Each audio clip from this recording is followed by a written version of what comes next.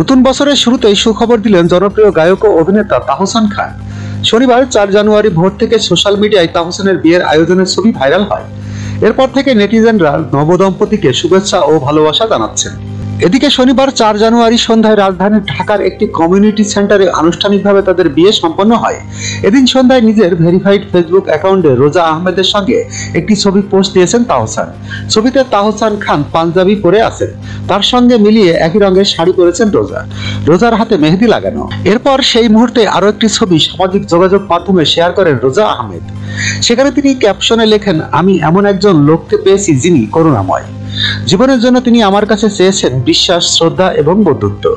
জীবনের জন্য একটি বাড়ি এবং তার চাওয়া সবগুলো প্রতিশ্রুতি দিয়েছি আমি। সবকিছুর জন্য আলহামদুলিল্লাহ।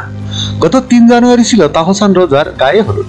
দুই পরিবারের সদস্যদের উপস্থিতিতে গায়ে হলুদ ও বিয়ে সম্পন্ন হয়েছে তাদের। জানা গেছে বরিশালের মেয়ে রোজা আহমেদ। এর আগে তিনি ইনস্টাগ্রামে জানিয়েছিলেন, বরিশাল থেকে যুক্তরাষ্ট্রে যাওয়ার গল্পটা সহজ ছিল না। তার শৈশব কেটেছে বরিশালেই।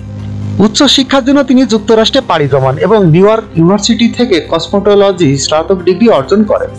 এরপর তিনি কসমোটোলজি লাইসেন্স অর্জন করেন এবং নিউ ইয়র্কের কুইন্সে প্রতিষ্ঠা করেন রোজাজ ব্রাইডাল মেকওয়ার। এটি এখন ব্রাইডাল মেকওয়ার শিল্পের অন্যতম সফল একটি প্রতিষ্ঠান। প্রসঙ্গত 2006 সালে 7 আগস্ট বিবাহ বন্ধনে আবদ্ধ হন তাহসান ও মিথিলা। এরপর 2013 সালের 30 জুলাই তাদের ঘর আলোকিত করে আসেন আয়রা তাহরিন খান নামে একটি কন্যা সন্তান। তবে 2017 সালে বিবাহিত জীবনে ইতি টানেন তারা।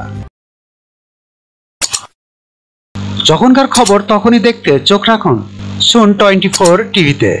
চ্যানেলটি সাবস্ক্রাইব করুন।